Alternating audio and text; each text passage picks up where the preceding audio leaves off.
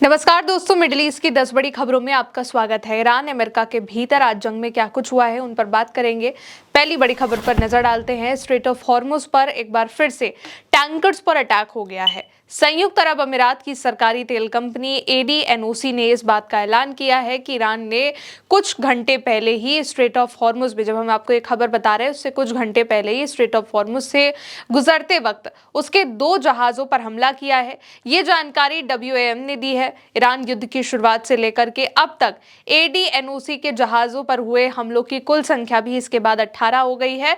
इससे पहले भी ईरान के द्वारा 17 जहाजों पर हमला किया जा चुका है UAE के, और अब ADN जो है उनकी कंपनी, उसने कहा है कि उनके एक टैंकर पर फिर से ईरान की ओर से हमला किया गया है। ब्रिटेन के तेल व्यापार संगठन UKMTO और अमेरिका इस मामले पर अभी चुप्पी साधे हुए हैं। उनकी ओर से इसको लेकर के अभी तक कोई ऑफिशियल स्टेटमेंट या फिर जानकारी सामने नहीं आई है। अब दूसरी बड़ी खबर देखिए। ईरान के साथ जंग में अमेरिका की सेना को कम से कम 45 MQ-9 रीपर ड्रोन का नुकसान हुआ है या फिर ये ध्वस्त हो चुके हैं। ये जो संख्या है ये अमेरिका के ड्रोन बेड़े का लगभग 1/4 हिस्सा है। और इस रिपोर्ट में इस बात का जिक्र किया गया है कि ईरान के साथ जंग में, ईरान के साथ युद्ध में अमेरिका के कुल खोए रीपर ड्रोन MQ-9 रीपर जो ड्रोन है उनकी कीमत 1.3 यानी 1.3 अरब डॉलर से ज्यादा होगी। इसके सेंसर और हथियारों के आधार पर एक एयरक्राफ्ट यानी एक रीपर ड्रोन को तैयार करने की जो कीमत है वो 3 करोड़ डॉलर से 5 करोड़ डॉलर के बीच होती है।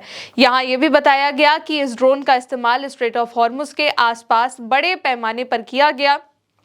युद्ध शुरू होने से पहले अमेरिका के एयरफोर्स के बेड़े में लगभग 165 MQ-9 रीपर ड्रोन थे और मरीन कॉर्प्स के पास 20 ड्रोन थे। लेकिन अमेरिका की सेना ने जब ईरान के लिए इनका इस्तेमाल किया तो अब इनकी जो खोने की संख्या है वो 45 से ज़्यादा बताई जा रही है। अमेरिका की सेना के सामने पहले से ही पैट्रियट मिसाइलों की कमी है। ईरान के साथ युद्ध के पहले महीने में ही अमेरिका की सेना ने 850 से ज़्यादा टॉमहॉक क्रूज और 1000 से ज़्यादा पैट्रियट और थर्ड एयर डिफेंस इंटरसेप्टर दागे थे और अब 45 MQ-9 रीपर ड्रोन ध्वस्त हो चुके हैं।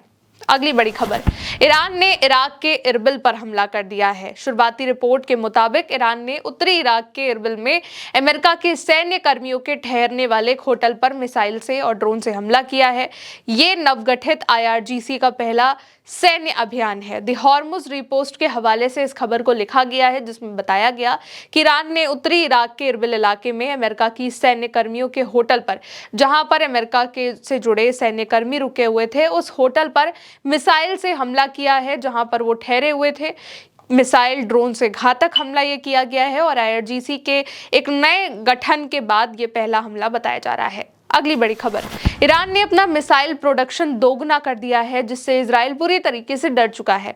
ईरान के 2600 से ज्यादा ठिकानों पर इजराइल ने अटैक किया था। युद्ध के दरमियान की ये बात है। इजराइल ने 2600 ठिकानों पर हमले किए। अमेरिका ने ईरान पर 30,000 बार हमले किए। अधिकारियों का दावा है कि ईरान का सैन्य उद्योग पूरी तरीके से तबाह हो चुका है, लेकिन कुछ ही महीनों में तेहरान ने अपने हथियारों के स्टॉक को फिर से तैयार कर लिया, यानी कि फिर से ईरान के पास की जो मिसाइल क्षमता है उसको बनाने की जो रिकवरी है वो ईरान ने पूरी कर ली है और अब वो मिसाइलें दागने की तुलना में उन्हें ज्यादा तेजी के साथ बना रहा है। IRGC के कमांडर इन चीफ के सलाहकार हैं रजा नकदी। उन्होंने भी कहा कि हम हर दिन जितनी मिसाइलें बनाते हैं उनकी संख्या हमारे द्वारा लॉन्च की जाने वाले मिसाइलों से भी ज्यादा है, यानी कि अगर वो एक दिन में 100 मिसाइलें दागते हैं तो उससे ज्यादा बनाते हैं। कहा भले ही ये युद्ध सालों तक चले लेकिन आखिरी दिन तक ईरान की रॉकेट लॉन्च होते रहेंगे, मिसाइल लॉन्च होती रहेगी। द जेरूसलम पोस्ट के मुताबिक ईरान ने उम्मीद से कई ज्यादा तेजी से अपनी बैलिस्टिक मिसाइलें बनाने की क्षमता को फिर से बढ़ा लिया है और इससे इजराइल का जो एयर डिफेंस है उसको आसानी से ईरान चकमा दे सकता है और इजरायली रक्षा अधिकारियों को चौंका भी दिया है। IDF ने पुष्टि करी है कि तेहरान कुछ ही दिनों में नए और अनोखे तरीके से बड़ी संख्या में मिसाइलें बना रहा है और ऐसी मिसाइलों का इस्तेमाल अब तक वो शायद नहीं कर पाया है। अगली बड़ी खबर, अमेरिका खाड़ी में एक नया युद्धपोत उतारने जा रहा है। ट्रंप ने अमेरिका की नौसेना को, अमेरिका की नेवी को यह ऑर्डर दिया है कि वो फ्यूचर के फोर्ड क्लास एयरक्राफ्ट कैरियर पर स्टीम कैटापुल्ट सिस्टम का इस्तेमाल फिर से शुरू करें और नए इलेक्ट्रोमैग्नेटिक लॉन्च सिस्टम को छोड़ दें। ये बदलाव चौथे कैरियर यूएसएस डोरिस मिलर से शुरू होगा, जबकि फोर्ड क्लास के पहले 3 जहाजों में इलेक्ट्रोमैग्नेटिक सिस्टम ही रहेगा। नौसेना और इंडस्ट्री के लीडर्स कई सालों से इस पर विचार भी कर रहे थे और इसका विरोध कर रहे थे, क्योंकि जहाजों को फिर से डिजाइन करने में काफी ज्यादा खर्च आने की उम्मीद होती है, अरबों का खर्च आता है। लेकिन अब एक खाड़ी में फिर से नए एयरक्राफ्ट कैरियर को उतारने की, उसके पावर बढ़ाने की तैयारी अमेरिका कर रहा है। यही नहीं, अगली बड़ी खबर, अमेरिका ईरान पर फिर से हमला करने की भी तैयारी कर सकता है। अमेरिकी central commander admiral Brad Cooper Israel के साथ मिलकर ईरान पर नए सिरे से हमले करने के लिए सक्रिय रूप से दबाव बना रहे हैं। यानी कि खबर ये कह रही है कि अमेरिका फिर से ईरान पर हमला करने के लिए इजराइल के साथ मिलकर के प्रेशर बना रहा है। इजरायली चैनल 13 के मुताबिक उन्होंने कहा है कि ईरान में लड़ाई फिर से शुरू होनी चाहिए ताकि गैस, तेल और बिजली उद्योग सहित राष्ट्रीय बुनियादी ढांचों पर हमला किया जा सके। कूपर ने आईडीएफ के वरिष्ठ अधिकारियों से यह भी कहा कि हमारे पास लड़ाई फिर से शुरू करने के अलावा कोई और ऑप्शन नहीं हो सकता है और ज्वाइंट मिलिट्री ऑपरेशन, एक साथ हमले के लिए हमें आपकी आवश्यकता होगी।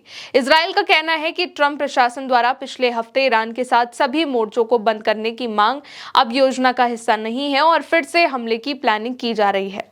अगली बड़ी खबर, यूएई यानी कि संयुक्त अरब अमीरात ईरान को फ्रीज की गई उसकी संपत्ति दे सकता है। तेहरान के कई वरिष्ठ सूत्रों के मुताबिक संयुक्त अरब अमीरात यूएई बैंकों में जमा ईरान की नई अरब जो डॉलर की संपत्ति है, कईयों की फ्रीज असिस्ट है, उसको जारी कर दिया है, जिसमें 283 मिलियन डॉलर मूल्य का 2 टन सोना भी शामिल है। इसका उद्देश्य ये सुनिश्चित करना है कि ईरान भविष्य में यूएई पर हमले ना करे और ये संपत्ति 11 और 12 अगस्त को यूएई रॉयल जेट द्वारा संचालित बोइंग 737 7K A6RJ विमान से अबू धाबी से तेहरान के मेहराबाद हवाई अड्डे पर करास के पयाम हवाई अड्डे के लिए भेजी गई थी। ये इस खबर में कहा गया है। हर एक हवाई अड्डे पर 1 घंटे रुकने के बाद विमान वापस लौट आया। जून में कई ईरानी अधिकारियों ने रॉयटर्स को भी बताया कि 8 जून को इसी विमान ने अबू धाबी से तेहरान के मेहराबाद हवाई अड्डे के लिए उड़ान भरी और 3 अरब डॉलर की संपत्ति जो थी वो उसको दे दी थी, स्थानांतरित करी थी। और अब यूएई द्वारा कहा जा रहा है कि यूएई ने ईरान को उसकी फ्रीज असिस्ट की संपत्ति दी है, जिसमें सोना भी शामिल है।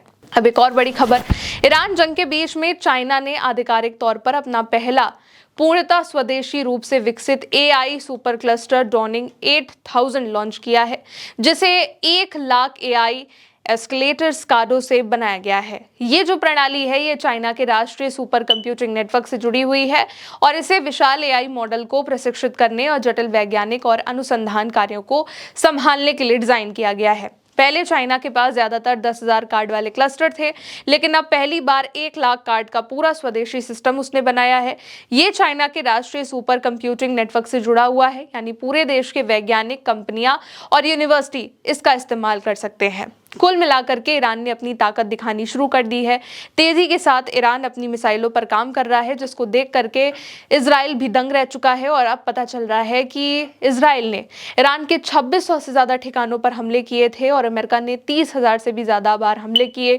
850 से ज्यादा टॉमहॉक क्रूज मिसाइल दागी, 1000 से ज्यादा इंटरसेप्टर पैट्रियट मिसाइलें थार्ड का इस्तेमाल किया गया, लेकिन फिर भी अमेरिका को इस जंग में भारी नुकसान उठाना पड़ रहा है। फिलहाल अभी के लिए इन बड़ी खबरों में इतना ही। फिर मिलेंगे नए अपडेट के साथ। आप देखते रहिए उल्टा चश्मा यूसी। मेरा नाम है गौरी वर्मा।